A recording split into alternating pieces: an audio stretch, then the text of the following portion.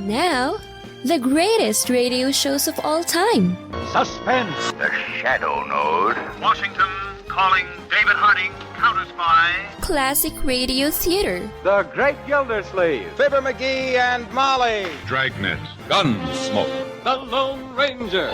Now, step back into our time machine with your host, Wyatt Cox. Good evening, friends of the Inner Sanctum. An episode of Barrie Craig Confidential Investigator. This is one of the latest shows that we have in the run from January 5th, 1955. This episode entitled The Angel of Death. William Gargan in the starring role, as he was in the entire run of the series. Barrie Craig Confidential Investigator. William Gargan stars as Barrie Craig, Confidential Investigator.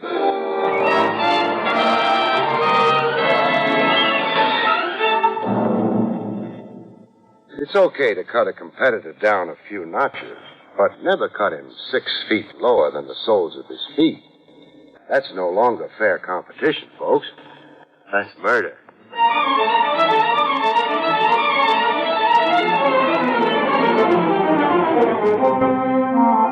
The National Broadcasting Company presents William Gargan in another transcribed drama of mystery and adventure with America's #1 detective, Barrie Craig, Confidential Investigator.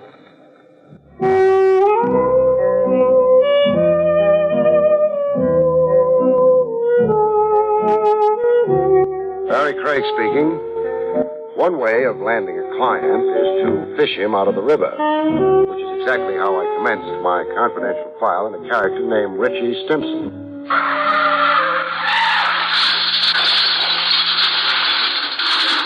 I jumped with my shoes on. I found Stimson's hat before I found Stimson. Nobody rescues a hat, so I didn't. When Stimson finally bobbed into reach, he promptly stuck one thumb in my eye and the remaining one in my jugular vein. Another thing nobody wants to do is drown in a stranger's embrace. When his jaw came up flush with the surface, I landed on it. He lay quietly on his back now, spouting water from the mouth like Moby Dick, and I began floating him to shore.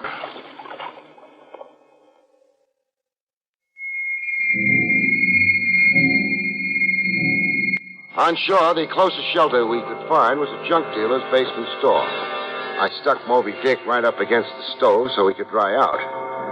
Stand there till the icicles melt, Buster. Then I got my shoes off. Oh, squish. I'd been really walking in canal boats. Rescue a guy from drowning, you expect his first speech to be thank you, but not this joker. My car. Hey, what about my car? Oh, I'm keeping it as a souvenir of the occasion. Hey, it's a brand new job. The fish will be pleased to know. Lean close a minute, Buster. Lean? That's close enough. I want to smell your breath. I wasn't drunk going through that guardrail. Get that idea out of your head. Just lousy driving, huh? Yeah, it's coming back to me now. What is? That same feeling I've been getting lately. Dopey all of a sudden. And the blues, like I'm depressed. Up here, something starts fogging up. In your head? Yeah. Makes me want to shut my eyes, like I've been on a weekend toot and now I gotta sleep. And do you shut your eyes? I don't know.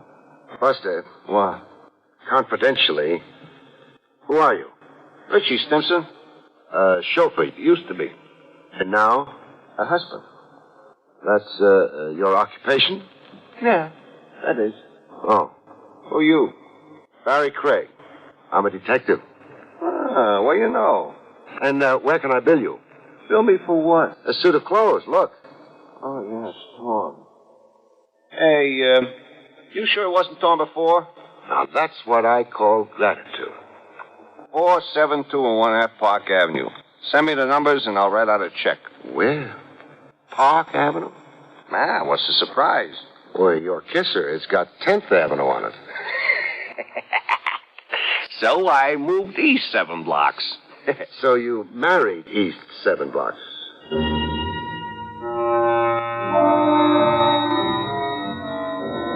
I mailed Stimson my bill for suit of clothes and a new pair of shoes. And surprise of surprises, I got a prompt reply in the return mail. Addressee's name on it, Stimson, with the Park Avenue address. Well, there was a check in it, but not exactly for $100 I had politely requested. The check had an extra zero on it, $1,000. Check signed, Natalie Stimson. I read the short note that came with it. Dear Mr. Craig, a small token of my gratitude for the wonderful thing you did for my husband. Signed, Mrs. Natalie Stimson. And there was a postscript. I would very much like to meet you at your convenience. $1,000 was the most elegant persuasion I knew.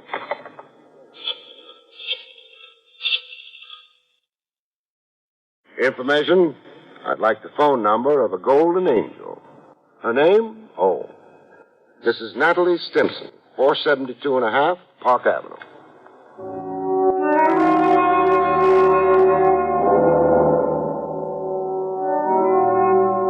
We met at a rendezvous at the lady's insistence, not mine. An out-of-the-way private for members only joint called the Club Socrates, where people dined lying down on couches like the old Roman nobility. The maitre d' hotel wore a toga, and the slant-eyed waitresses were all made up to resemble Cleopatra. Natalie tried to clear up my confusion.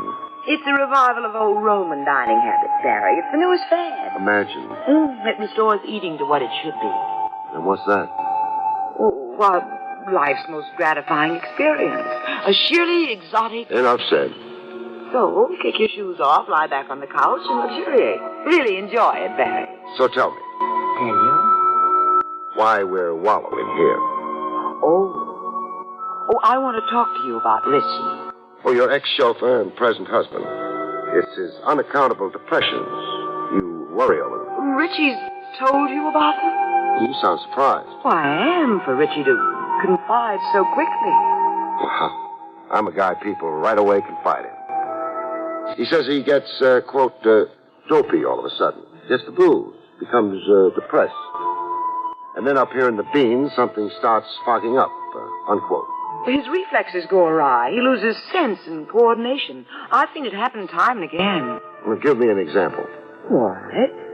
Well, in entering my dad's brokerage office some weeks ago, Richie burst through the door but continued going across the room. He didn't stop at Dad's desk. And where did he continue on to? Right through the window. How far did he fall? 2 stories. The miracle was he landed on a terrace on the 26th story. Otherwise, 28 floors to the sidewalk. Otherwise, a horrible death. What do you make of it? Well, I could go medical and call it an unconscious suicide wish, but I won't say it. Then what do you say? I say hand Richie over to a doctor. But he's been to doctors. Doctors in the plural? 6 doctors this year. What did the last chap say? That Richie's a normal neurotic.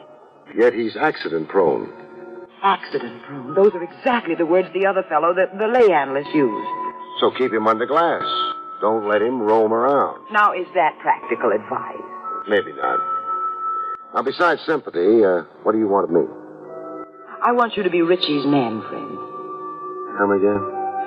You see, I've got my own theory about Richie. That being? That he's a cat in a strange alley. He needs someone around he can feel at home with, someone who talks his language. Same being a slob like me, huh? I'll pay $1,000 a week.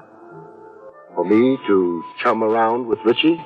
Room with him, play gin rummy with him, go off to burlesque shows, all the things Richie used to enjoy doing. And for how long am I Damon to his Pythias? 1 month. 1 month for $4,000. Sold. And you'll do it? For $4,000, I'd swim underwater to Siam. From January 5th, 1955, William Gargan is Barrie Craig Confidential Investigator on Classic Radio Theater. Thank you for tuning in to Classic Radio Theater on your favorite station. January 5th, 1955, William Gargan is Barrie Craig Confidential Investigator.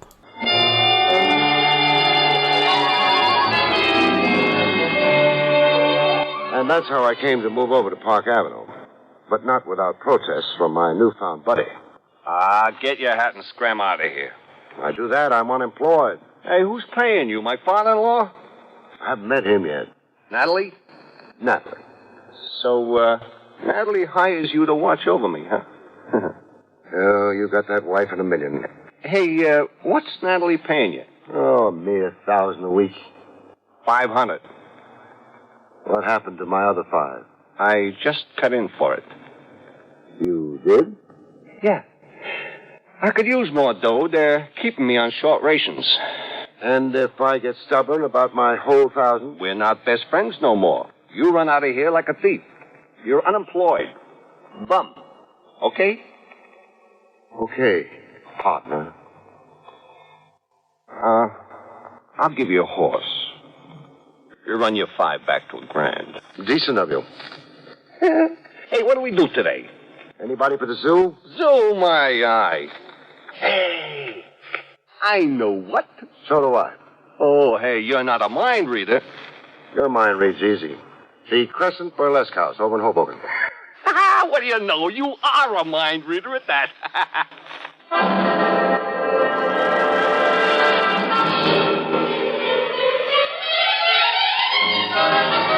That was the chauffeur turned blue blood in one of his optimistic moods. I also got him in his pessimistic mood, and right on top of breakfast.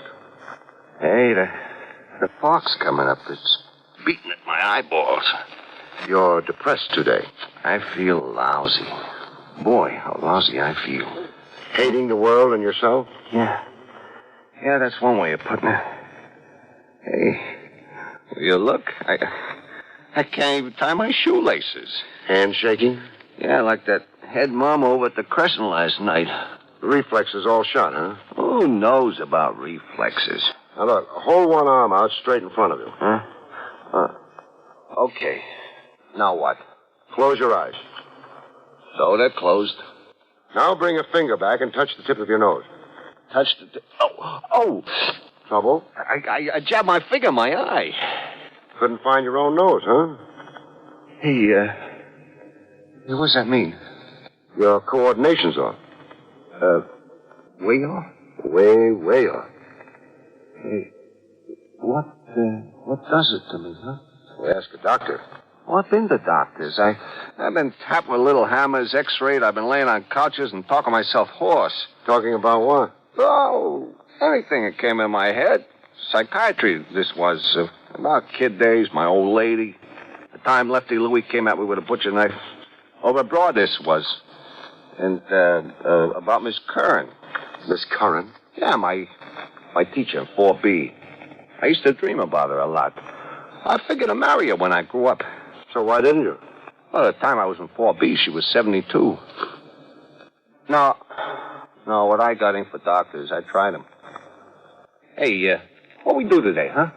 We'll stay indoors and play gin. Leave us not tempt your reflexes.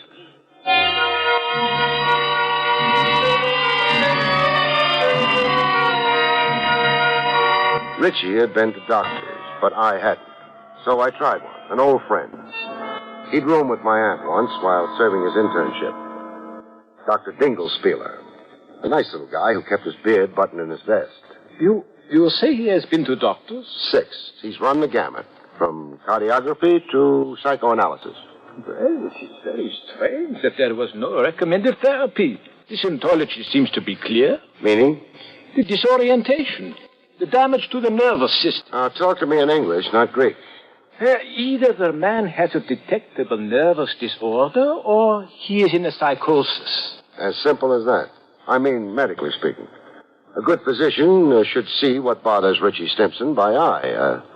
A head doctor could do it by ear. Yeah, that's right. Absolutely apple pie for a doctor to diagnose. Now, look, apple pie is for the cook and the kitchen. Okay, then say easy to diagnose. There is perhaps one simple conclusion to come to. Speaking for the doctors, I mean. And that is?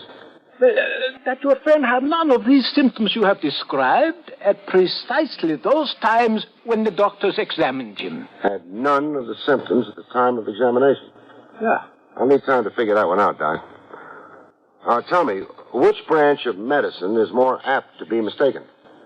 The nerve specialist can be sure. Meaning the head doctor has a bigger margin of error. Well, psychic sickness is a more experimental medicine. It is, well, shall we say, in a stage of development. And Richie Stimson is in a stage of disintegration. Well, thanks for your time, Doc. If I said I wasn't twice as confused as when I came in, I'd be lying. Well, so long.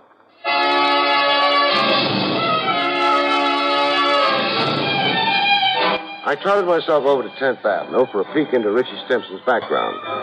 A look into his case history, as the science books put it. I figured on a chat with his folks, if he had any, or his neighborhood priest. But I found a brother. The lettering on the window of the fish store read, Waldo Stimson, fresh fish. I found Waldo in a bloody apron, chopping away at a sea monster that looked like a barracuda. Now, stop chopping and let's talk about your brother, Richie. About Richie, I got one word that ends a conversation. And the word? Snob. He's been high-hatting you? Fox, that snazzy car of his in front of my fish store and sits behind the wheel smoking a cigar. The louse just sits out there, rubbing it in. Rubbing what in? The butts. How he's got 'em, and I ain't. Oh. Answer a question or two for me, huh? Sure. Was Richie physically fit? Strong as a bull. You should have seen how he broke Dopey Delahanty's jaw. Bang, one sock. Or was he subject to headaches and accidents? I don't get you. Did he ever fall over his own feet, or fall down the stairs, walk into a plate glass window? Richie? Not on your life, bub. Came to moving around, he was 200%. Champ basketball player and ice hockey. Why, the pros were hustling him to sign a contract. Then generally well coordinated. Sharp eyesight and the rest of it? Sharp eyesight? You saw the chick he grabbed off for himself. Yeah. Upper class Natalie. Well, tell me, how do you figure he swung that? Well, they come to making out Richie was a conniver. There wasn't a day he didn't have a scheme going for himself. Shady or strictly legit? Both ways, depending. Any way Richie could better himself, why, that was it. Hey, look, you're taking up my time. I got fish to sell. You got a 3-pound Siberian herring? Siberian herring? What do you know? I'm fresh out of them.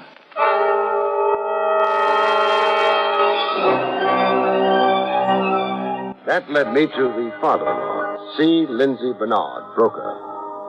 I wanted to know how come the uppercase Bernard had sanctioned his daughter's marriage to the family chauffeur. I found Bernard, Sr., behind a mahogany desk the size of a tennis court. The cigar in his mouth almost reached out into the hall to the elevator.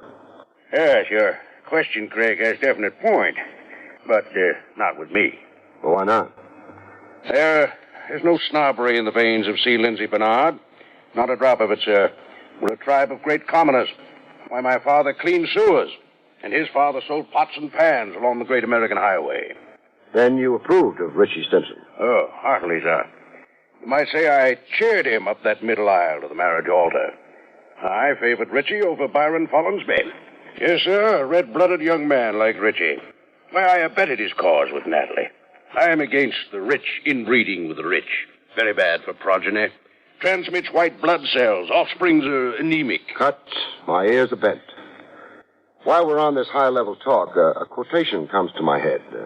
Something we used to recite in school, Mr. Bernard, from Shakespeare. Oh, always a pleasure to hear Shakespeare quoted.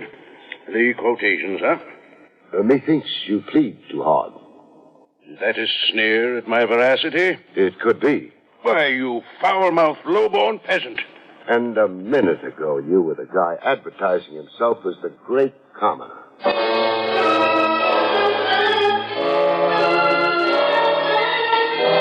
From Bernard Sr.'s office, I drove back to Park Avenue to resume with Richie Stimson. We had big plans for the evening. A repeat of the night before the night before. The Crescent Burlesque over in Hoboken. At 472 and a half Park Avenue, I found Richie already downstairs on the street. On the sidewalk, a few feet away from the big front door canopy. Top hat on him and tails as if he couldn't wait to get going to Hoboken. Only thing, he was the last guy I'd want to be seen out with. Not the condition he was in. Flat on his back with a seepage of blood dyeing his clothes red. A crowd of morbid gapers packed around him and an ambulance on its way to the scene. No, sir, no date. I couldn't see myself watching a girly show with a corpse.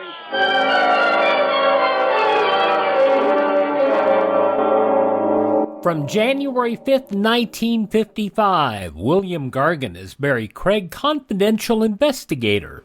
I'm Wyatt Cox. This is Classic Radio Theater. The conclusion of Barrie Gargan comes up next after these messages from your favorite station. Mike Lindell, the inveterate CEO of MyPillow, wants to give back to listeners. You can get great discounts on all MyPillow products if you go to MyPillow.com. Click on the radio listener special. Deep discounts on all MyPillow products like the buy one, get one free special on Giza Dream Sheets.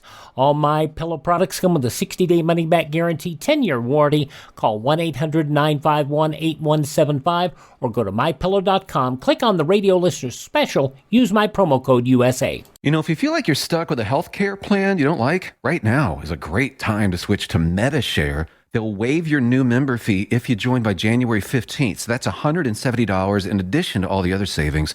The typical family saves $500 or more per month. And MediShare has double the customer satisfaction rate when compared to health insurance. Double. Again, join by January 15th and save even more. Call 833-34-BIBLE. That's 833-34-BIBLE.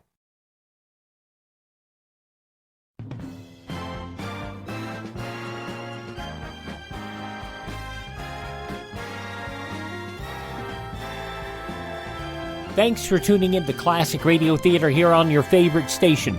Now the conclusion of Barrie Craig Confidential Investigator starring William Gargan from January 5th, 1955. One byproduct of death you can be absolutely sure of is a widow's tears. Richie. Oh, And Natalie sure wept. Tears cascading down her until the little chiffon item she was wearing clung to her like a bathing suit after a dip in the ocean. The show of grief in a bereaved father-in-law comes harder. Either it's unmanly to cry, or C. Lindsay Bernard was a Phi Beta Kappa in the art of self-control. The only thing that occurred to him to do was abuse me.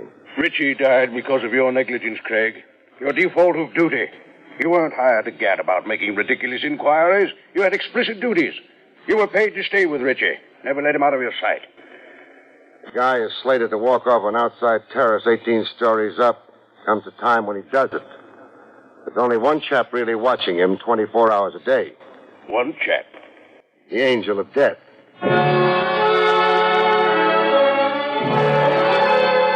The brother of the deceased can usually muster a tear or two.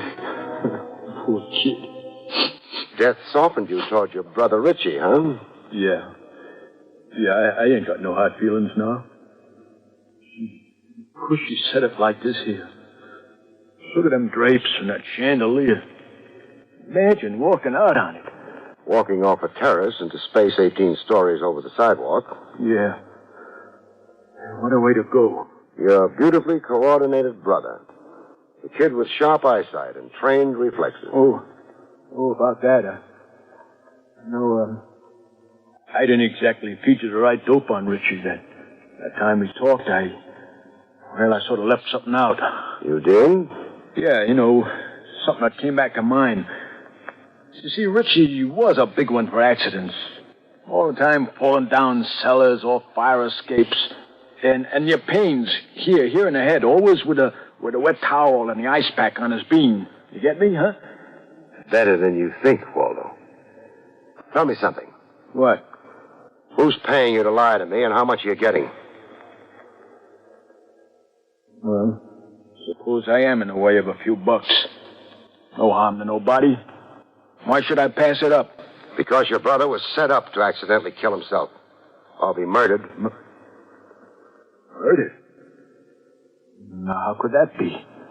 Say a push off that terrace. But you don't know that. No, I don't. But pushed or fell. Either way, it's murder. But he'd been dopey all the time, tripping over his own feet. You yourself told me that. Yeah, dopey and so forth. And I've got an explanation for that. What? Drugs. Somebody's been feeding Richie drugs. In his drink and in his food. Drugs that work havoc on his reflexes for a time, then dissipate into the bloodstream. So that he seems okay during medical examinations. Yeah, but who be feeding them drugs? Who offered you a bribe to suddenly remember that Richie was accident-prone? Two of them did. Natalie and her old man.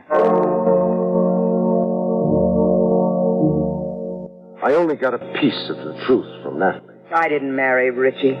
He married me. What was the blackmail threat that got you to say yes? As my father's chauffeur, Got something on your father?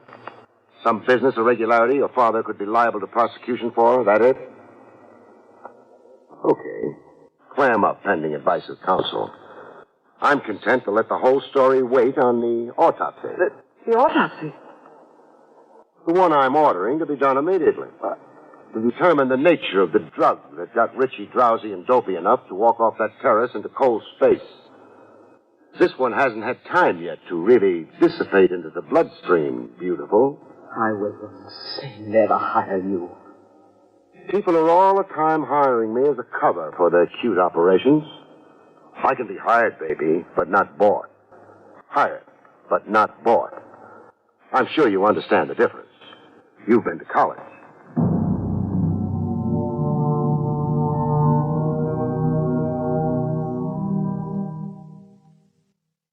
You have been listening to William Gargan in another exciting transcribed mystery drama from the adventures of Barrie Craig, Confidential Investigator. Tonight's story, Angel of Death, was written by John Robert. Next week, it's the strange story of the man who died by himself, about which Barrie Craig has this to say. We call next week's story The Man Who Died by Himself. Among other things and corpses, it deals with a fortune teller, a fortune, and a beautiful girl. And, of course, the man who died by himself, except he wasn't entirely alone. He had a killer for company.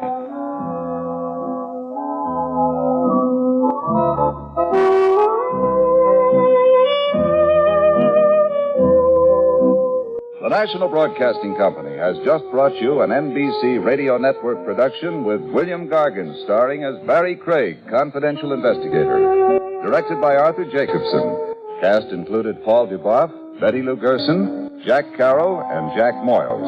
This is John Lang speaking. Join Groucho Marx for You Bet Your Life tonight on the NBC Radio Network. This would be from the final season of Barrie Craig Confidential Investigator. The program ran from October of 1951 to June of 1955. January 5th, 1955, Barrie Craig Confidential Investigator on Classic Radio Theater.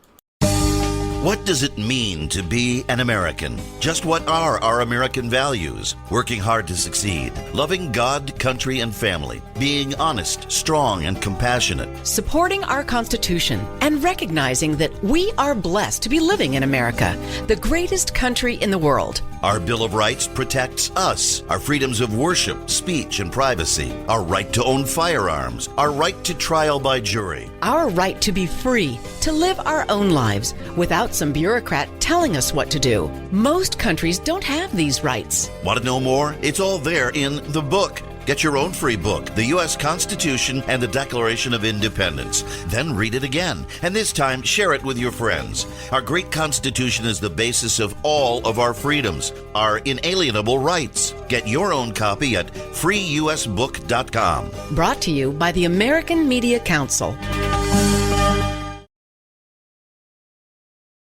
Oh, thank you for tuning in to Classic Radio Theater here on your favorite station. Now, you know, we've gone from the fine dramatic work of William Gargan as Barrie Craig Confidential Investigator. Now we go to the fine silliness, that is that of Jim and Marion Jordan as Fibber McGee and Molly. This episode from their last season as well, full-time on the network. They went from a half-hour show to these quarter-hour shows, and this one from January 5th, 1956.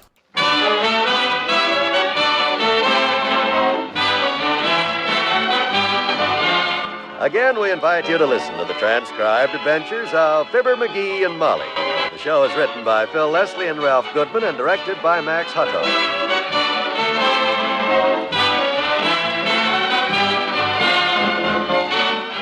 The whole thing started out this morning as a sort of a gag.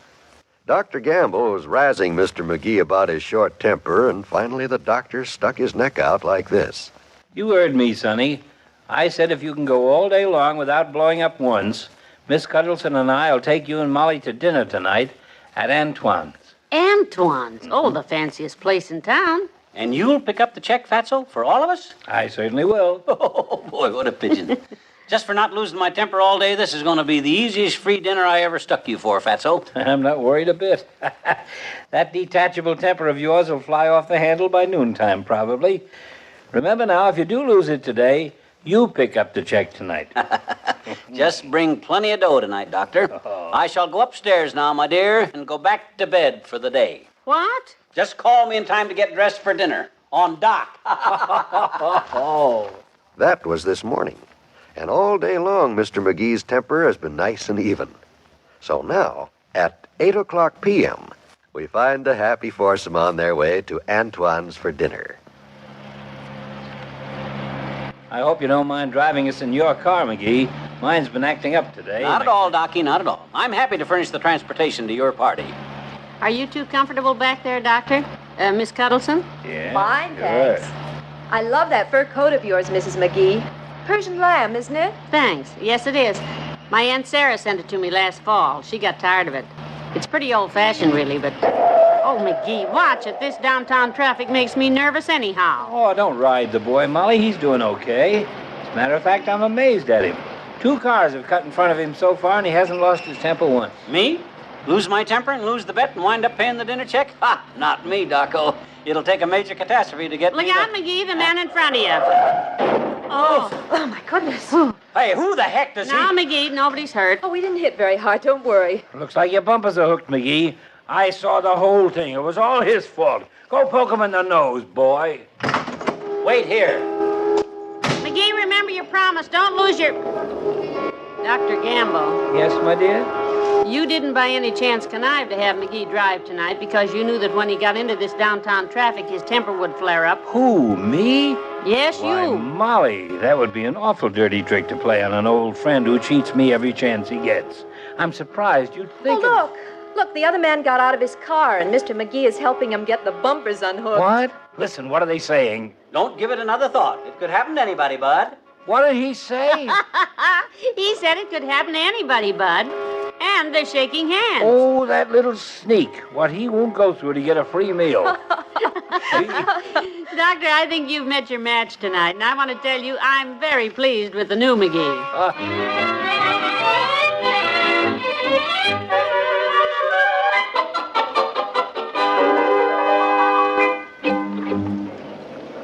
That's right, Bud. Table for 4. Dr. Gamble here is the host. He promised to take us here to dine.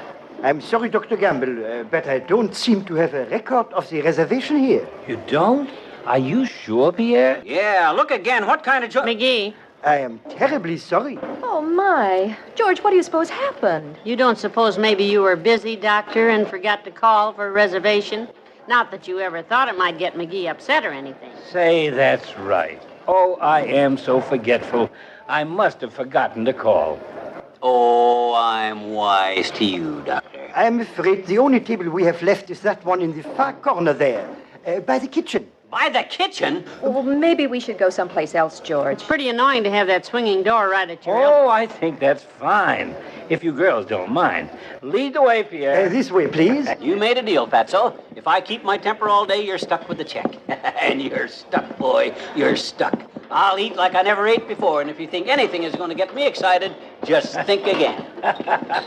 We'll see, we'll see. This table will be fine, Pierre. Noisy dishes, waiters banging doors. Oh, this is going to be fun.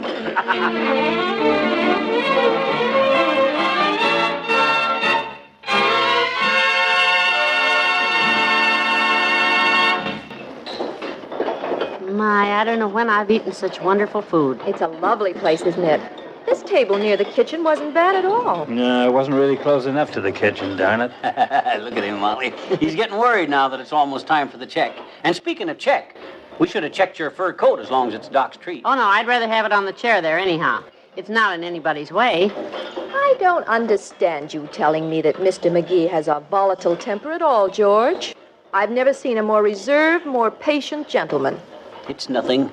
Just my nature to be that way. I'm proud of you, McGee. You didn't bang on your glass or bawl out the waiter or yell for the manager once. And I'd hate to think what George would have done if that busboy had dropped the butter in his lap. If George had a lap. Mr. McGee just smiled and helped the boy pick it up. Hey, you might as well give up, Fatso, and admit your beat. As soon as we have our dessert, you can have the check. Yes. How are you coming with the crepe Suzette, Pierre? Almost ready, Doctor. My, isn't that fancy the way he does that? Oh, crepe Suzette always fascinate me. Yeah, wait till he lights it. That's the big... Lights it? Sets it on fire? Yeah, right now. Watch. Oh, look at those pretty blue flames. I pass. I can't eat anything like that, Doc. My eyelashes are too long. You don't eat it lit, Stoop. We blow it out, and then you go... Now, if you like, I will place it on the table, Doctor. Yes, bring it over. Come on. McGee, get your foot out of the aisle. So you can admire my masterpiece. Look out! Holy mackerel. Oh, beautiful crepe C'est dommage, c'est dommage. Get up quick. The tablecloth's afire. Oh! No, it's not the tablecloth. It's Molly's fur coat. What? Oh, no. Put it out, Don't somebody. touch it, Molly. You'll burn yourself. Pierre, quick. Oh, voilà, ici, c'est terrible. Oh, heavenly days, my poor lamb. I'm okay, Tootsie. She means the Persian lamb. Oh, well, anyhow, the fire's out. Fire's out. Well, thank you, Pierre. Thank you. I'm afraid we owe Pierre an apology. We owe him an apology? Just look at my coat, my poor fur coat, ruined. Well, after all, it was our fault. If one of us hadn't happened to have my foot in the aisle, this wouldn't have happened. Monsieur, it is my fault. Pierre, you donkey, you clumsy ox of a peasant. Madame, I shall destroy myself. Out of my life insurance, you shall be paid for your coat. Oh, no, I wouldn't want you to... No. None of that there, Pierre. It was stupid of me to have my foot out there, completely unexcusable. And I hope you'll accept my apology. Great Scott, what in the world? Oh, that is extremely nice of you, sir. You are a gentleman. Well, I've never seen anything like this. McGee, do you feel all right? Are you feverish? No, I am merely, as Pierre said, a gentleman. Now, if someone will hand me a napkin, I'll swab off my suit. Oh, brother. I didn't mind the new McGee, Molly, but this one is just ridiculous. I'll pay the check, but you get him over to my office tomorrow. This boy isn't well.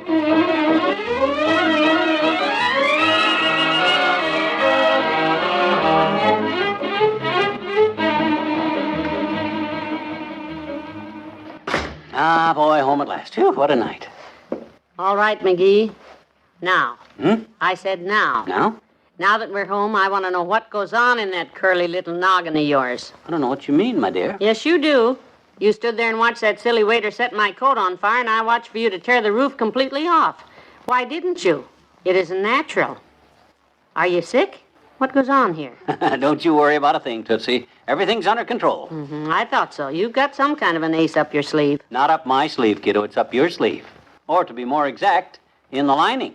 The lining? Remember when Aunt Sarah sent you this coat, and I took it down and put it in storage for the summer? I took out an insurance policy and had him sew it right up in the lining. You know, in case it was stolen or something. In the lining in case it was stolen. Or damaged like this by fire? Wait till I rip this lining open and get it out of... Oh, my gosh, it's all full of ashes in here. Oh, no. Wait, here's the bottom part of the policy. No, that's the top part. Look on the floor. Maybe I dropped a piece. Oh, for heaven's We'd better sake. find the part that says, in case of fire, or I'll go back to that restaurant and tear that joint apart. Why, them rats. Ruining my wife's fur coat and the policy with it. And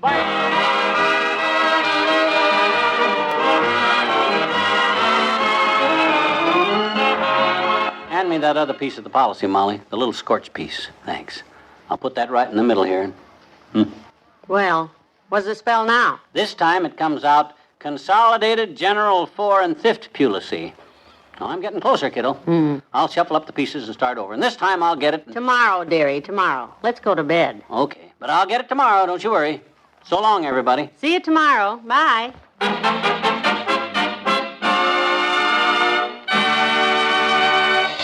Fibber McGee and Molly, transcribed, is brought to you Mondays through Fridays at this time by Miles Laboratories, makers of Alka-Seltzer.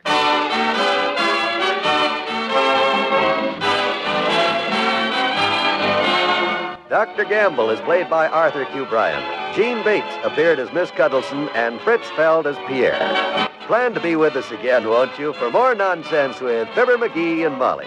John Wall speaking.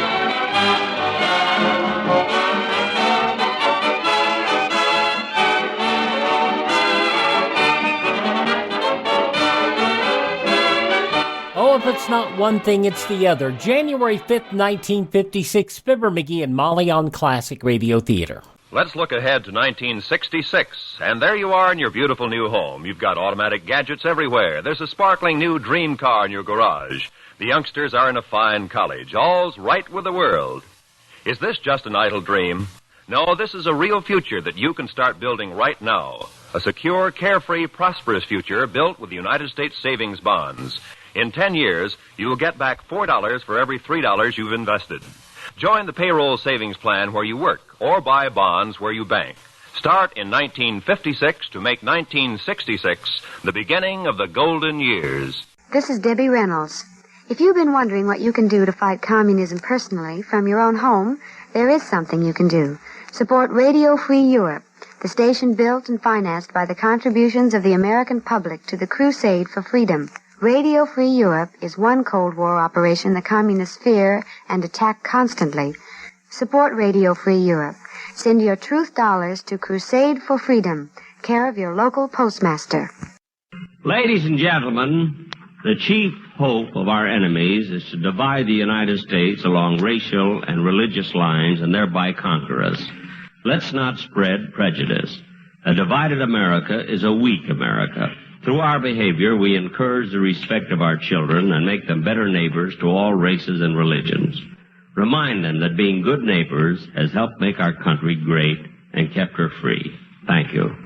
If you'd like to hear great classic radio theater programs and build your own collection, contact my friend Ted at RadioMemories.com. He has programs available on CD, cassette, or flash drive at a very reasonable cost. That's RadioMemories.com. Also visit my webpage at classicradio.stream. There you can stream our shows on demand, learn more about classic radio collecting, and contact me. classicradio.stream. If you miss a day on this station, you do not have to miss a single show. Also, just a reminder that our programs are available anywhere podcasts are served. Just search for Classic Radio Theater with Wyatt Cox. That's Classic Radio Theater with Wyatt Cox. And do me a favor, thank this radio station and support their advertisers. It is their kindness and courtesy that allows us to be here each and every time we roll around. And have yourself a great day. I'm Wyatt Cox. Tell all your friends the great radio shows are right here at this spot on the dial. Classic Radio Theater on your favorite station.